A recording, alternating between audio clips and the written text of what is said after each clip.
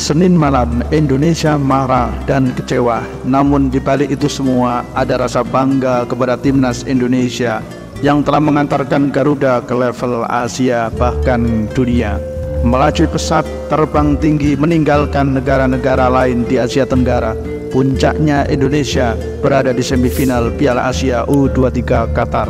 Meskipun tidak menang, meskipun menelan kekalahan, meskipun dibilang kalah statistik pertandingan, Garuda tetap tegak menyongsong kesempatan di depan. Masih ada kesempatan krusial yang menentukan harapan kita mendapatkan kesempatan bermain di Olimpiade Prancis. Perebutan perangkat ketiga Piala Asia U23 menjadi harga mati timnas Garuda agar bisa melaju ke Olimpiade. Namun jika Indonesia kalah, Indonesia masih punya kesempatan di babak playoff melawan China untuk menempatkan diri di perhelatan tertinggi dunia Olimpiade di Prancis. Kecewa tiada tara, marah tak terhingga lantaran gol Garuda dibatalkan oleh kinerja wasit Cina Shen Jinhao. Wasit ini dibantu oleh Guo Jintao dan Lu Yan yang juga dari Cina sebagai asisten wasit pertama dan kedua, sedangkan Mutbunya Difar dan Said Kazmi dari Iran sebagai wasit cadangan dan kelima. Wasit video asisten atau referee VAR adalah Sifakon Pudong dari Thailand dan asisten VAR ialah Hana Khattab dari Suriah. Namun keputusan wasit adalah mutlak. Sepertinya kita tidak akan semakin baik dan bijaksana jika usai laga masih saja kita meributkan keputusan wasit. Kita harus bisa move on. Kita harus bisa move on untuk menghadapi ini semuanya. Sepak bola era sekarang adalah sepak bola dengan era yang sangat mahal lantaran berteknologi canggih. Teknologi VAR dengan akurasi dan presisi yang tinggi tidak perlu diragukan lagi keakuratannya. Satu kali laga pertandingan menggunakan VAR bisa menelan biaya 200 juta. Harga VAR sendiri bisa mencapai 80 miliar. Apa yang terjadi di laga Senin malam Indonesia melawan Uzbekistan sudah sesuai dengan fakta di lapangan.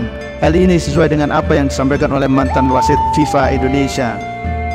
Offset itu ada 3. Yang pertama, interfering with play. Kalau interfering with play dengan gaining advantage itu tidak perlu on field review, itu hanya VAR review saja, factual review dari ruang VAR. Tetapi kalau interfering with opponent ini harus on field review. Nah tadi pemain kita itu offsetnya definisinya interfering with opponent. Interfering with opponent ini ada 3 macam: challenge for the ball, preventing lawan, ya, mencegah lawan untuk memegang bola, kemudian yang terakhir adalah mengganggu pandangan pemain lawan atau kiper. Nah, yang dilakukan Sananta tadi adalah offset interfering with opponent. Tidak ada rekayasa dan kecurangan karena kelemahan manusia di wasit sudah dibantu dan dihandle oleh alat super canggih yaitu VAR tersebut. Secara permainan memang kita mengakui keunggulan Uzbekistan. Uzbekistan unggul dari semua statistik pertandingan. Menurut statistik pertandingan, tendangan ke gawang Indonesia 4, Uzbekistan 24. Tendangan target Indonesia 0, Uzbekistan 4. Ball position Indonesia 37%, Uzbekistan 63%. Pelatih Sintayong juga mengakui bahwa Indonesia memang tidak sesuai harapan saat melawan Uzbekistan. Sintayong menyebut para pemain tampak gugup sebelum pertandingan dan kondisi itu membawa ke atas lapangan.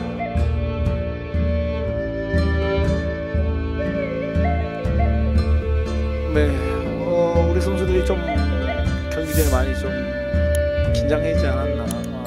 원래 우리가 할 수 있는 플레이를 우리가 좀 수습했으면 좋은 플레이 할 수 있을 거라고 생각하는데 생각보다 선수들이 긴장을 많이 해서 우리 플레이 원활하게 못했던 게 좀 많이 아쉬움이 남습니다. Menurut juru taktik asal Korea Selatan itu, performa pemain berbeda dibanding dengan beberapa laga sebelumnya. Meskipun begitu, Sintayong tetap mengapresiasi perjuangan anak asuhnya. Kini timnas Indonesia U23 fokus mempersiapkan diri menghadapi laga perebutan tempat ketiga melawan Irak yang dini hari tadi dikalahkan oleh juara favorit yaitu Jepang. Jepang menang atas Irak. Jika menang atas Irak, tim Indonesia U23 berhak lolos langsung ke Olimpiade Paris 2024. Sedangkan jika kalah, akan melakoni pertandingan playoff untuk merebutkan satu slot tersisa melawan wakil zona Afrika, China. Kita ketahui bersama semangat penonton atau fan Indonesia, baik di Indonesia maupun yang datang langsung di stadion adalah adalah dukungan gembita yang akan terus menyala menyertai pasukan Garuda dimanapun mereka berlaga. Terlihat mereka semakin matang dan dewasa. Meskipun mengalami kekalahan yang pahit dari Uzbekistan, fans Indonesia tetap menyambut punggawa Garuda dengan senyuman dan terima kasih. Tidak ada kata umpatan, cemoohan. Mereka menyadari bahwa Garuda Muda sudah menunjukkan usaha dan perjuangannya secara maksimal. Demikian juga di sosial media, netizen Indonesia saling mengingatkan untuk tidak mencemooh dan berkomentar negatif terhadap hasil yang diraih Garuda Muda. Mereka tidak menyalah-nyalakan pemain timnas, namun mereka masih menyalah-nyalakan wasit ya. Namun kebanyakan netizen Indonesia masih menyalah-nyalakan wasit. Mereka kecewa terhadap kinerja wasit, terutama wasit VAR dari Thailand. Ayo Garuda Muda, terbang jauh lebih tinggi. Kesempatan masih terbuka lebar. Gepakkan sayapmu dengan sekuat tenaga. Raih titik tertinggimu demi harumkan nama Indonesia di kancah dunia.